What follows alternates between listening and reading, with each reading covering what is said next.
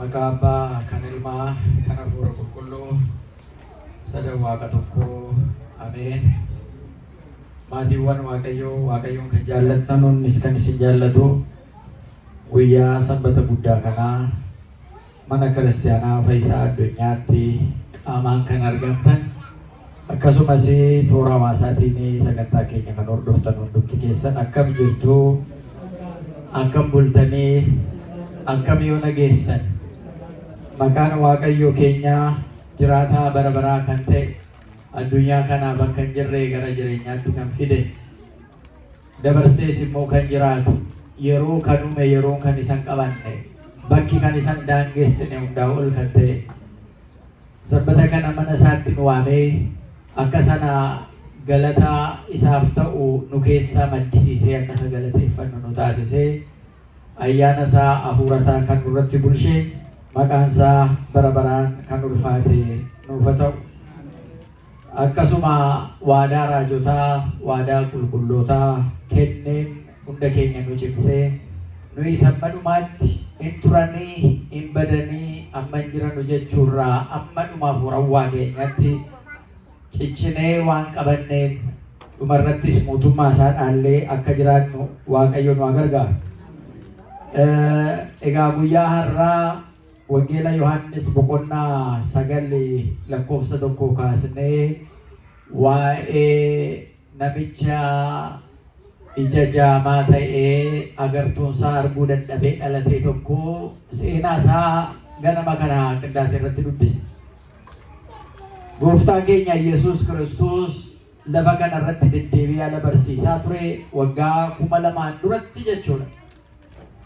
Biyya bakkatti dhalatee Yerusaalem keessatti asii achi deddeebi'ee qe'eetti dhalate sana keessatti ummanni walitti dhufanii waan inni jedhu waan inni barsiisu dhaga'uu turan. Magaala tokkorraa tokkotti darbaa utunuma karaa deemaa jiru nama dhalachuu isaarraa jalqabee iji isaa arguu hin dandeenyetu karaarra taa'ee ture. Barattoonni isaa gaafa sarganu gaaffii sammuu isaatti itti dhufe uummata barattoota isaatti.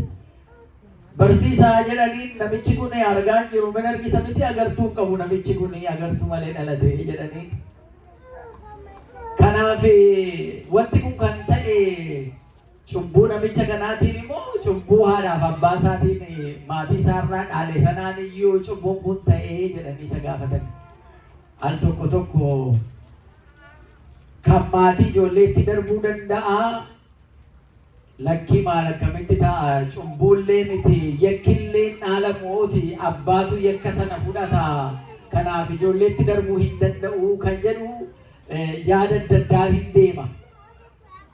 Waaqayyo immoo jarana jaallatanii sanyii isaanii amma dhaloota kumaatti nan eebbisaa. Jarammoo abboommii koo eeguu didanii amma dhaloota godhaniitti abaarsa koon itti dabarsaa jedha. Kanarra Waaqayyo nu haa eegu. Eebba isaa sanarraa qooda nu haa fudhachiisu. Namoonni Waaqayyoon hin abboomamnee, Waaqayyoon hin amannee, seera Waaqayyooti abboommii Waaqayyootiin hin deemne sanyii isaanii amma dhaloota kudhaniitti nan abaaraa kan jedhu kitaaba kakuu moofaa sana keessa jira jechuudha. Kakuu moofaa Waaqayyo addunyaa kana bulchuudhaaf seera al jalqabaa kenne amma dhumaatti hin eegne.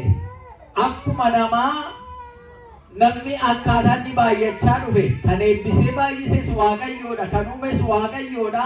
Duraan durseeyyuu seera qalbeeffachuu sana keessa gaafa uumamu kaa'eef seera qalbeeffachuu suni dhagga libboonaasa jedhamu sana hin barreeffamne lafarratti waraqaa irratti waan barreeffame qalamaan waan barreeffame waa tokko hin qabu. Garuu namuma gaafa Waaqayyo uume hafuuratti baafatee jiraataa bara baraasa taasise. Seera uumamaa boqonnaa 1 irratti akka arginu boqonnaa 2 irratti hiikee akkuma jedhu hafuuratti baafannaan namni jiraataa ta'ee deddeemu jalqabee jedha. Biyyoo lafaarraa tosheetu hafuuratti baafate. Biyyoodhuma kanarraa hojjeteetu amma furdannus dheerannus qallannus dargaggootaanus dulloomnus daa'immas yoo ta'e hundumtuu foonattiin kun lafarraa dhuftee garamitti deemite? Garamitti deebite.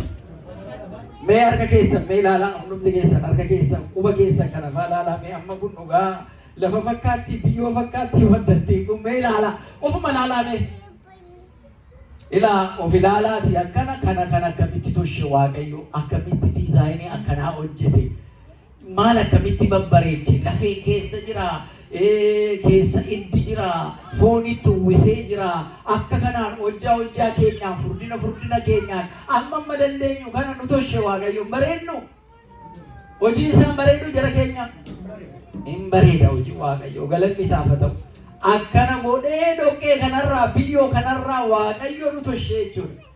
Kanaaf ayyoonni keenya yaa lafaa sirraa qonnee nyaannaa sirra fiignee kaannaa sirraa dhugnee dheebuu waanaa ala duun immoo ati immoo dhiiga keenya dhugdee foon keenya nyaattaa jedhuun walumaa kenna jechuudha. Achumaa fuunee achirraa qonnee nyaannee achirraa dhugnee dheebuu baanaa ala jireenyi lafa kanarraa immoo dhumee lubbuun keenya foon keenyarraa addaan baatu biyyoorraa gara dhuftetti deemti jechuudha. Kanaaf utuu lubbuudhaan jirtu foon kee lubbuudhaan utuu jirtu lubbuudhaan utuu deddeebi'aa jirtu Waaqayyo kee uumaa kee yaadadhu.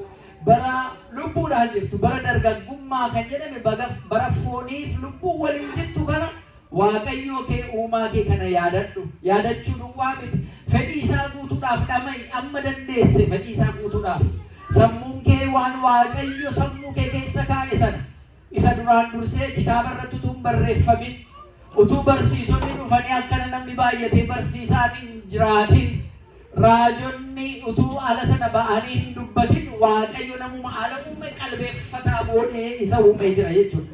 Namni qalbeeffataan kun egaa Waaqayyo isaatti akka inni amanu waan gaarii waan dabaa akka addaan baasee ilaalu waan gaarii taane waan gaarii ta'e addaan baasee akka ilaalu mootummaa Waaqa isaa dhaalee akka inni jiraatuuf uumamee jechuudha. Kanaaf alatti kan darbu bara kakuu moofaa sana keessa cubbuun ture jechuudha. Haa ta'u immoo eega Yesuus Kiristoos dhalate booda seera jijjiirame jechuudha. Abaarsi hafuudhaaf iyyuu Yesuus Kiristoos dhalate. Du'a injifachuudhaaf Yesuus Kiristoos dhalate. Jireenya bara baraa abdii nuu taasisuudhaaf Waaqayyo Waaqa isa seera isaatiin nama abboomu nama adabu sana duwwaa utuu hin ta'in akka abbummaa isaatti immoo Waaqa abbaa uummata isaatiif ta'e immoo ofitti nama raarfatu immoo ta'e jechuudha. Galanni isaaf haa ta'u. Kanaafuu jaalala nuu qabu sanayyuu ilma isaa tokkicha Yesuus Kiristoos ergeetu Yesuus Kiristoos kunoo akkuma fannoo irratti qullaasaa akkana nu fannifamee nu du'uu ga'ee jechuudha. Bara sana keessa gaa waggaa 2000 dura utuu deddeebi'u iyyuu namicha ija hin qabaanne agartuu hin qabaanne iji isaa arguu kan hin dandeenye karaarra taa'ee barattoonni isaa arganii barsiisaa jedhaniitu namni kun cubbuu kan hojjete isa moo maatii abbaa fi haadha isaatu cubbuu hojjennaan iyyuu inni jaamaa ta'ee dhalate arguu dadhabee dhalate moo maa inni jedhanii isa gaafatan jechuudha. Kanaaf seenaa isa durii kakuu isa durii keessa jiru iyyuu rivaayis godhe kanarratti jechuudha.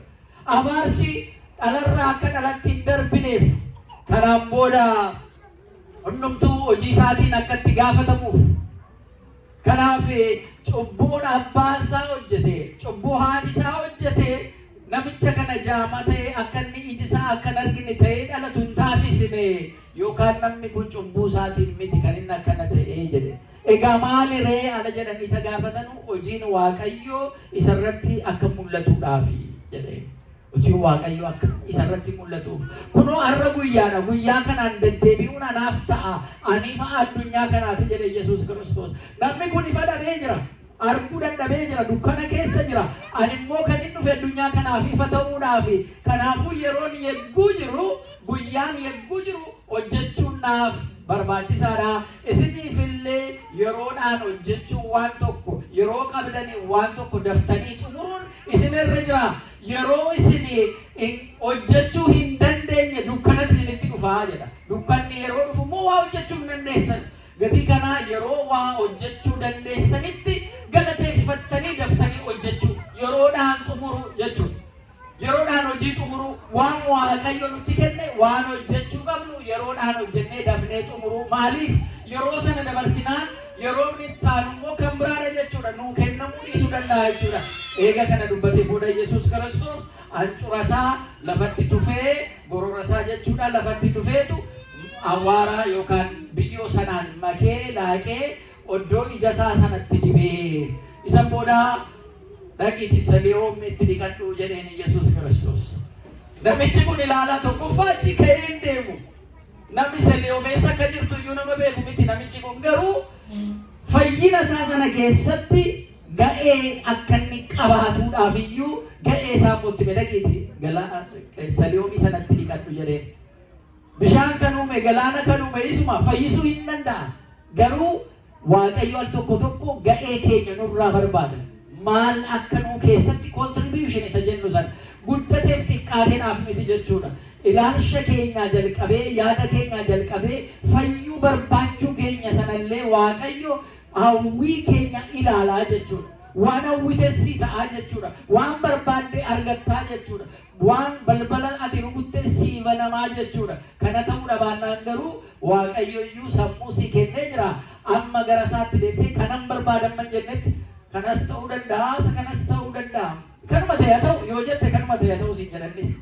Isa kanan barbaadaa yoo jette waan barbaaddu sanarratti focus yoo goote xiyyeeffannoo yoo taasiste waan barbaaddu sanarratti Waaqa yoo kadhatte waan isa sammuu kee keessatti argite Waaqa irratti kadhatte sana immoo harkaan qabachuu dandeessa jechuudha. Maaliif yaadi kee hundumtuu qaamni kee hundumtuu gara isa barbaachuu sanatti gadi deemuudhaaf ati irratti jabaattee hojjettu jechuudha.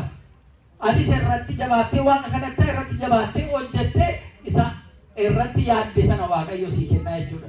Ga'een kee ammam akka ta'e kana keessatti jechuudha. Waaqayyo hin danda'a eessumaayyuu bakka waan jirre waa uumuu hin danda'a. Garuu isa sana keessatti nu qooda fudhachuudhaaf nu immoo ga'ee keenya ba'uun baay'ee barbaachisaa gati ta'eef namichi kun gara saliyoomitti dhaqee dhiqate. Ala dhiqatu ilaalaa dhufee jedha Waaqaaf galanni haa ta'u. Namni inni ija hin qabne sun namichi inni jaamaan suni gaafa dhaqee saliyoomitti dhiqatu maal gochaa deemee jedha ilaalaa deemee galanni Waaqayyoof haa ta'u. Kana ililchitanii harka walitti dhaaftaniis Waaqayyoon galateeffachuu hin dandeenye. Waan ilaaltanii maal jedhama hakimiin ijaa biyya kanatti maal jedhu hakimiin ijaa maal jedhama profeshinii isaa sun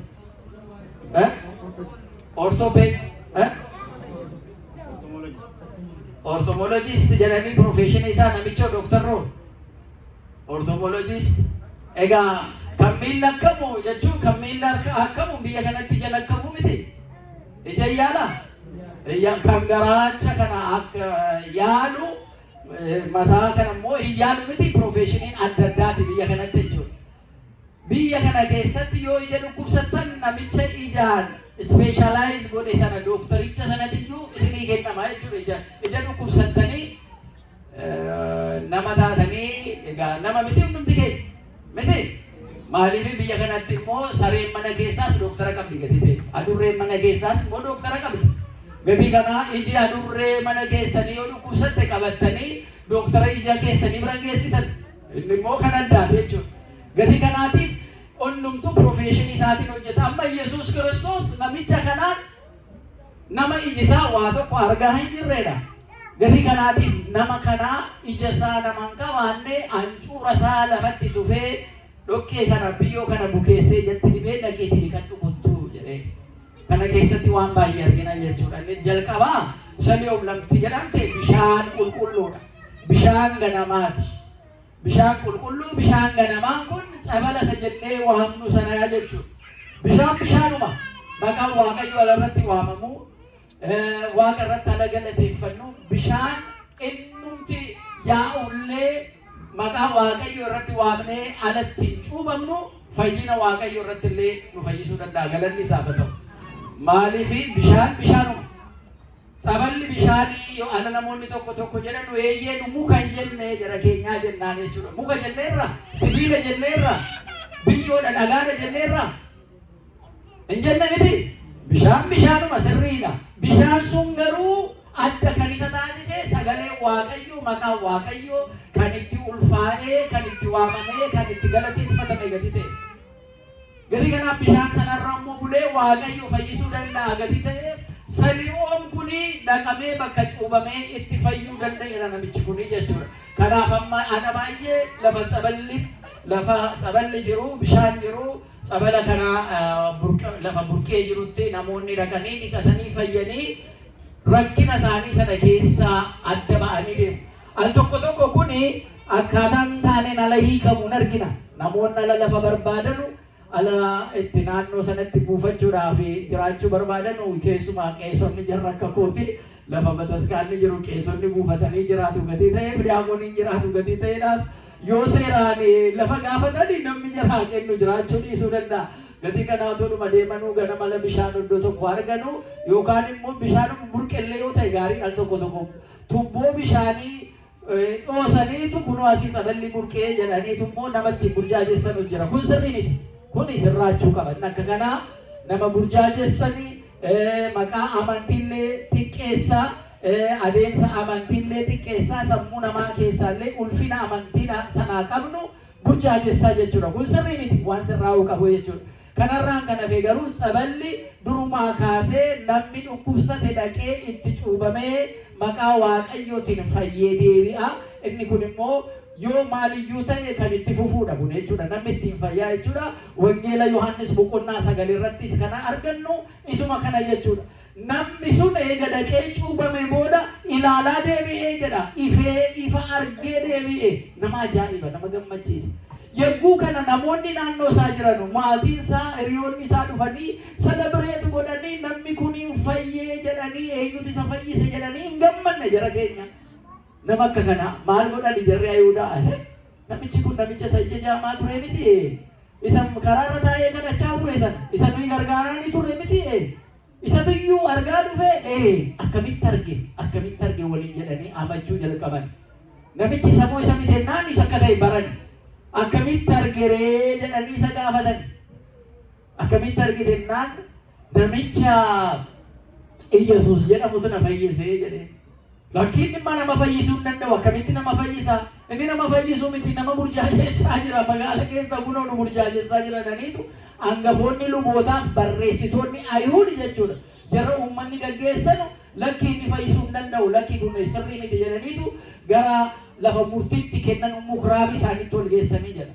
Namicha kana wal geessaniitu Ayuudotaan kunoo tilaa waa'ee Yesuus namni kun haasa'uuf jira jedhan. Namichi kun arguu hin danda'u ture jettanii akkamitti argeree jennaan kunoo isa gaafadhaa kaydanii akkamitti argitee jennaan namicha Yesuus jedhamu sanan na fayyisee jedheen akkamitti fayyisuu danda'a?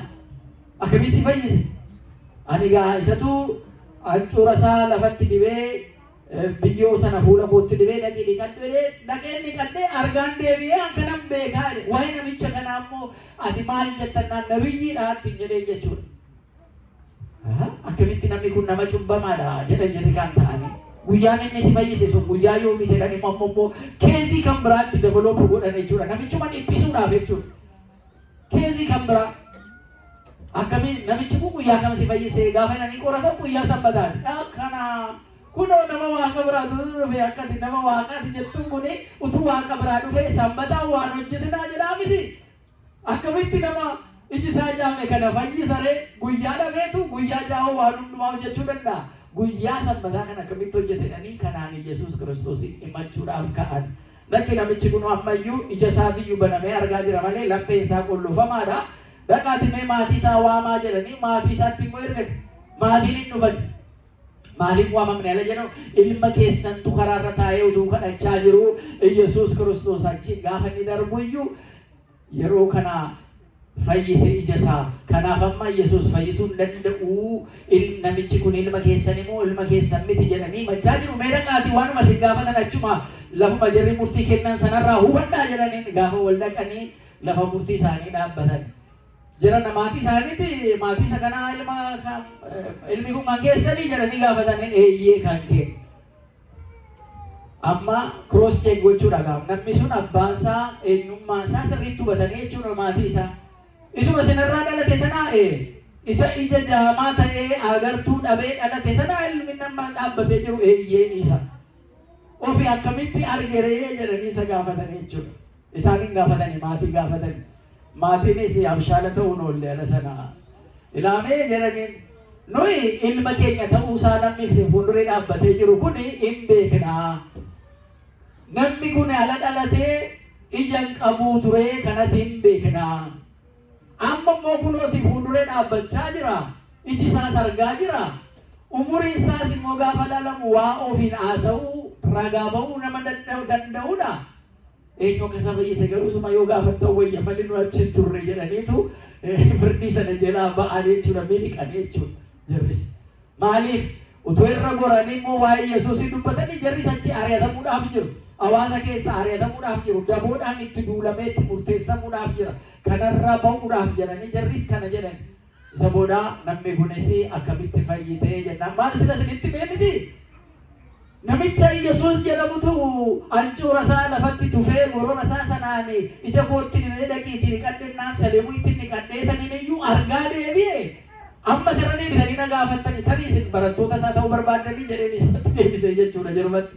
Achi ati barattoota isaa barataa isaa ta'e malee nu barataa isaa hin taanu jedhanii isa abaaranii jedha.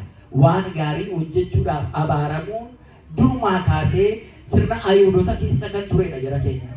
Ala baay'ee jireenya hawaasawaa keessatti ala jiraannu waan gaarii ala hojjettan saba keessaniif alaquu qabdan biyya keessaniif alaquu qabdan eenyummaa keessaniif alaquu qabdan kan biraa irratti waa tokko inni kaanis mirga qabaa anis mirga qabaa ala jettan abaaramuu dandeessu jara keenya. Isin arrabsuu danda'u, isin hubachuu dhiisuu danda'u, isin salphisuus danda'u, isin qollafatanii kophaatti isin hambisuu iyyuu danda'u. Ala sana naatanii maal hawaasa kanarraan addaan ba'ee hiriyoota koo kanarraan addaan ba'ee maalirraan addaan ba'ee jettanii yoo garaa laaftanii deebitanii qabamuudhuma keessan. Lafuma turtan sanatti qabamuu keessanii jechuudha. Garuu murattanii akka namicha kanaa ani inni na fayyise Yesuus ta'uusaa nan beekaa isa sin jettan isa kaan hin beeku jedheetumatti ciche jechuudha. Itti cichuu nu barbaachisa. Fayyisaa addunyaa asiin kan nu ga'e eenyu? Eenyu maatiiwwan Kiristoos ija hafuurawwan keenyaan nuu baname. Waashingtan DC DMV keessatti ija keenya Waaqayyo nuu bane. Afaan keenyaan akka tajaajilamnuuf amantaa keenyaan akka waan gaggeeffannu Waaqni ija nuu bane. Waggaa meeqatti ija nuu bane eessaa kaasnee lakkoofnu waggaasaa jechuudha. Garuu eega iji keenya nuu banamee eega kanaan walitti dhufnee kunoo waggaa ja'affaa jalqabnee waggaa torbaffaatti deemaa jirra jechuudha maatiiwwan Waaqayyo. Kun waan ilaa miti. Daa'imman keenya afaan isaanii, aadaa isaanii, eenyummaa isaanii barachaa, waa'ee biyya isaanii, waa'ee seenaa isaanii barachaa, hafuurawwaa jireenya hafuurawwaa immoo amantaa ortodoksii isaaniis immoo baratu jechuudha. Akkuma amma argitan sirna qulqulleessaa gaggeeffannee qurbaana fudhatanii achi faarfannaa sabala isaaniis dhuganii akka kanaan waliin deemu kun ija hafuurawwaa banamuu jechuudha maatiiwwan Waaqayyoo. Ubannee yoo laalle isa kana arguu kan barbaadan namoota baay'ee turanii garuu arguu hin dandeenye yeroo daangesse yeroo itti isin hojjettanu jira yeroo sana keessatti hojjechuu qabdani. Yesuus Kiristoos yeroo nuu kennametti hojjedhaa jedhe yeroo namni immoo hojjechuu hin dandeenye jira jedhe. Kanaaf yeroon kun Waaqayyo akkatti hojjennu nuu kennee jira galanni Waaqayyoodhaaf haa ta'u. Yeroo kanatti amma dandeenye jabaannee waan hojjechuu qabnu yoo hojjenne daa'ima asitti burraaqanii walii gadi fiiganii nu gidduu jiranu kanaaf illee jaratti waan dhaalsisnee deemnu hojjennaa jechuudha laala. Yoo yeroo keenyatti immoo fayyadamuu dhabaanne yeroo eega darbee boodan hojjenna yoo jedhes Waaqayyo waan nu nayyabne yeroonis waan darbeef wanti hundumtuu bakka yeroo gaariitti bakka isaatti nama isaarratti hojjetama gadi ta'e. In perfect mind jedhu perfect time, perfect place, perfect person isa jedhani. Waa tokko hojjechuudhaaf waan waliin qindaa'e yeroonis lammisaas akkasumas oddoonsaas yoo qindaa'uudha baate wanti tokko galmaan ga'uun baay'ee rakkisa gadi ta'eedhaaf. Gatii kanaatiif nu immoo Waaqayyo yeroo kanaan akka iji keenya argu cubbuu keenyas dhiqannee Waaqatti deebinee qalbii keenya Waaqaaf akka bitamnu Waaqaaf akka abboomamnu ajaja isaatiin deebinee eebba tokko tokkoon keenyaaf eebba biyya keenyaaf eebba saba keenyaaf akka finnu Waaqayyo ayyaana isaa ija alaphee keenyaan nuuf ibsu. Akka namicha kana fayyise seenaan isaa baay'eedha. Kara baay'eetti hiikuu dandeenya. Koomentarii irraa yookaan immoo tokko kana jechuun kana jechuun kana jennee silaa tokko tokkoon hiikuu dandeenya. Waan nu daangessu jira. waan daangessu kunis yeroo gatii ta'eedhaaf iyyuu isa baranne kana Waaqayyo laphee keenya irratti nu bulshee firee 30 60 dhibba akka agarsiisu Waaqayyo nu dandeessisu kan nu barsiifatee yoonaan nu ga'atee Waaqa keenyaaf galanni isaaf haa ta'u maqaan Waaqayyo haa ulfaatu.